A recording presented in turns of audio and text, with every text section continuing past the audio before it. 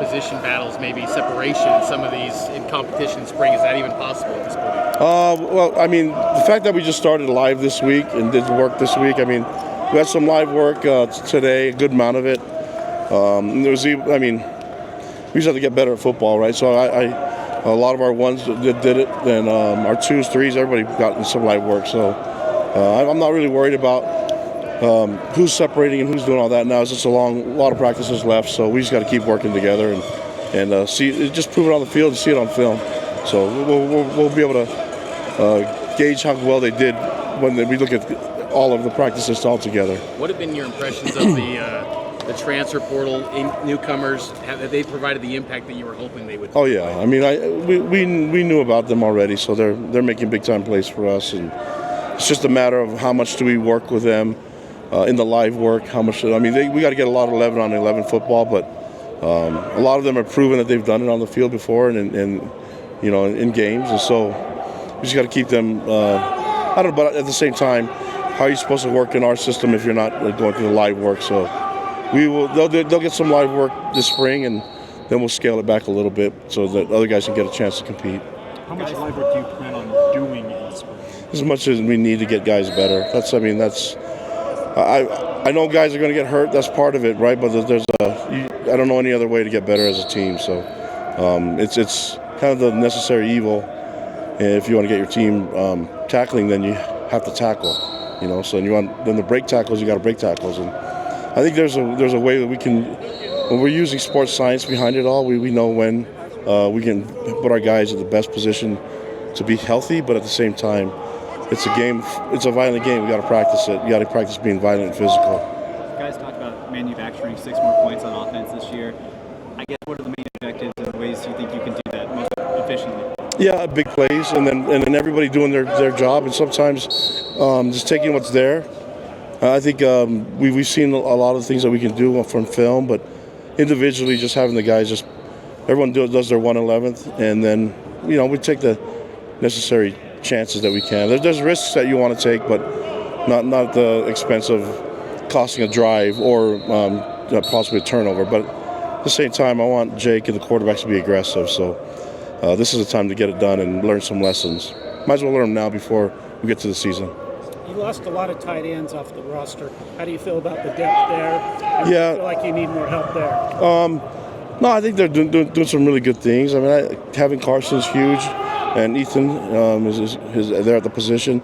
We have a lot of young guys that need to prove themselves, and this is a good chance for them to get on the field and get as much work as we can. What about a guy like Anthony Olsen, been in the program for I think 2 Yeah. years, right? Like, where's he at? I think some of the things that he's been dealing with is mostly health, and so he's been in the system. He knows the offense.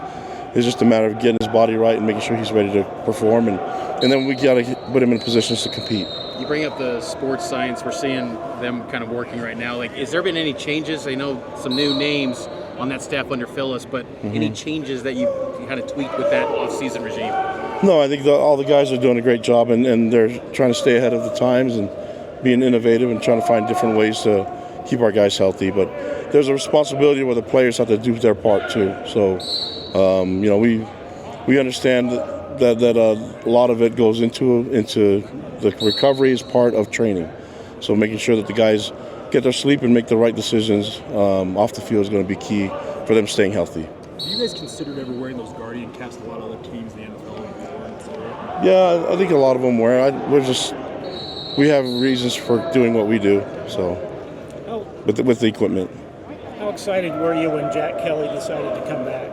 Well, when all those guys decided to come back, I was excited, and when even Darius wanted to come back, I'm excited when anybody wants to, that's played a significant amount of reps and started for us.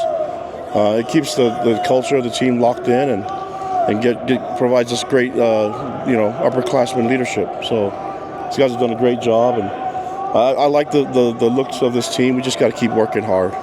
What is an update on Darius? Is there still a chance? Highly unlikely, but it's okay. I think we try to give it the best shot according to the NCAA rules. They're the ones that control what a lot of these young men do. So we'll see. We'll just see along the way. But I know that he'll have a shot next level too. So we just can't. He's the one that's taking all the risk of when to miss out on bowl games and senior bowl games and things like that. And I just wish that they would figure it out so that our guys know if they're going to have all their eligibility and have an opportunity to play or not. You're only carrying the 3 quarterbacks, but if you like the extra reps for all 3 of them, just only having them. Yeah, we got a lot of reps for them. I mean, that's, they wear different colored jerseys so no one touches them, but you can see that we have to still incorporate a lot of their movement, their athleticism, and them even having to run the ball. McKay busted out a big one today, and Jake was able to move his feet, saving Trayson. So that's kind of the requirement to play quarterback here. You have to still be able to run. Saw some deep shots from both those guys. How do you feel about their overall arm talents from McKay and Trayson? Yeah, they got all the arm talent. I mean, we have guys that can sling the ball. It's just we just need the receivers to get up there and make the play. I mean, JoJo made some plays today, so did Keelan. So we're gonna keep offering them up to these guys. They just got to go get it. All right, guys. Thank you so much. I was going to ask you too. How did you? Who decided on you being the devotional? Talking the devotional on Tuesday. Who told you to do that? They asked me a while ago, and around December, March seems far away, and this thing snuck up on me real quick.